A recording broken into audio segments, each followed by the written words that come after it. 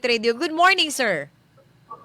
Yes, Ma'am Arnie. Good morning po sa iyo dyan at good morning po sa ating mga taga-subaybay, taga-pinig no, ng inyong programa. Good Naputol. morning na rin po no, sa lahat pong nakakarinig no, or nakakatutok ngayon sa hindi lang sa Quezon City, pati na sa mga karating probinsya no, sa buong Southern Region. Good morning sa ating lahat, Ma'am Arnie. Yes, Sir Jmar, no? Ang tanong ng bayan ngayon, Sir Jmar, no? To know what's the latest update sa ating weather condition ngayon dito sa Soc Sargent Region. Hanggang kailan pa ba may experiencehan natin tong pag-ulan? Well, so far, Ma'am Arnie, no, so update na natin kung ano ba yung nagpapaulan. Simula kahapon, ng gabi, hanggang ngayong araw. So, medyo cloudy sky condition yung isa to simula kayo ng galing araw, Ma'am Arnie. At yun po yung dahilan no, sa itong pagbugso or yung pag-fluctuate itong intertropical convergence zone. Kasi nakaka-apekto po no, sa halos buong southern Mindanao area. Kasama na dyan yung ating mga lugar no, dito sa Sargent. Particular na po no, sa Sarangani Province, sa Cotabato Province at maging sa Sultan Kudarat Province. So yan yung naging epekto no, nitong intertropical convergence zone, Ma'am Arnie. At maliban sa tanong, Ma'am Arnie, sa tanong mo po, no, regarding sa tanong niyo po, yung paulan na posibleng or yung mga kaulapan, yung mga makulimlim na kaulapan na posibleng mararanasan or ating mamomonitor, is posible po yan no, every now and then, as long as itong si intertropical convergence zone is nag-fluctuate no, or nag-apekto. But so far, kahit meron tayong ganitong sistema, Ma'am Arnie, posible pa rin nating mararanasan no, within the day. No? Kahit cloudy sky condition na tayo ngayon, posible pa rin nating mararanasan no, itong panakanaka na init ni Haring Araw. Yung nga lang, about yung general na forecast natin is medyo mostly cloudy sky condition tayo hanggang bukas ng umaga, Ma'am Arnie. Subalit, pagdating naman ng kinabukasan, no, July 2, most likely kung makakaroon na tayo ng mga painit, is medyo panakanaka pa rin. No? At the same time, pagdating ng hapon gabi, medyo dominante pa rin no, yung mga thunderstorm event. Dulot nga nitong intertropical convergence zone, Ma'am Arnie. Okay, no? So, kailan posible lalabas si Haring Araw natin, Sir Jmar?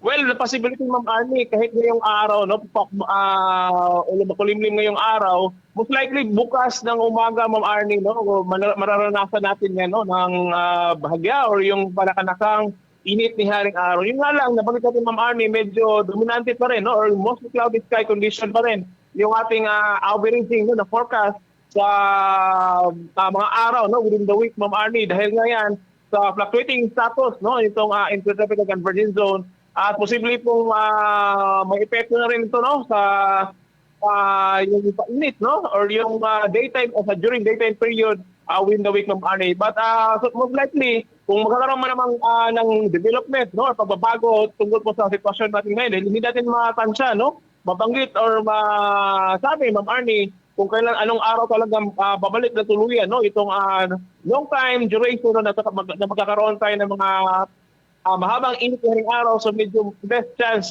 yung scenario ng Ma'am Arnie as long as the intertropical convergence zone is mga-apekto within the week, Ma'am Arnie. Okay, so sige.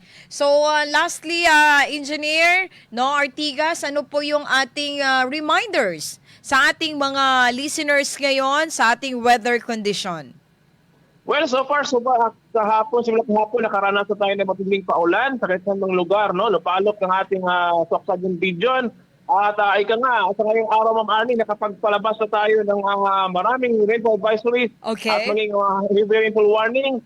At the same time, itong general file advisories para po sa mga kailugan, mga water courses at maging sa mga watershed areas na most likely apektado po no sa mga posibleng na mga pag-ulan within the day, no? Dahil yan sa posibleng fluctuation itong intertropical convergence zone. So lagi natin paalala, Ma'am Arnie, mo sa ating mga bayan, lalo na sa ating mga communities, na lagi nakatira dyan sa malapit sa mga kailugan, yung mga siyempre yung mga restricted na rin no, sa gilid ng mga bundukan. Ingat po, no? Sa kahit anong mga maging malerto na rin no, sa mga posibilidad. Kung magkakaroon naman tayo ng mga mahaba-habang paulan within the day, so most likely magkakaroon na yung epekto no, when it comes sa landslide at maging yung mga flash floods no, sa mga active areas. So yan yung ang kagawin nating balala. Ang tumunod po no, sa mga protocol na ilathala po no, ng ating lokal na pamalaan kung sakaling na magkaroon ng mga mga ganyang senaryo, Ma'am Arnie, sa ating komunidad para po maiwasan yung malawakan na casualty po, no, sa ating mga pamayanan or yung sa mga lokal na natin na mga lugar, Ma'am Arnie. So yan lang, Ma'am Arnie, yung ating paalala sa ating kabayan. Okay, Sir Jmar, thank you so much sa time mo dito from DOST Pag-asa. Thank you so much, sir. Yes, Ma'am Arnie, yan po yung kabuuan ng ating ulat panahon at maging yung ating paalala sa ating mga bayan. Ito kayo yung nakalerto at lagi tayo nakahanda po, no, para sa isang match league sa Pilipinas. Maraming salamat po sa ating mataminig at muli po, mayang aga sa ating lahat. Favorite Radio Weather Update.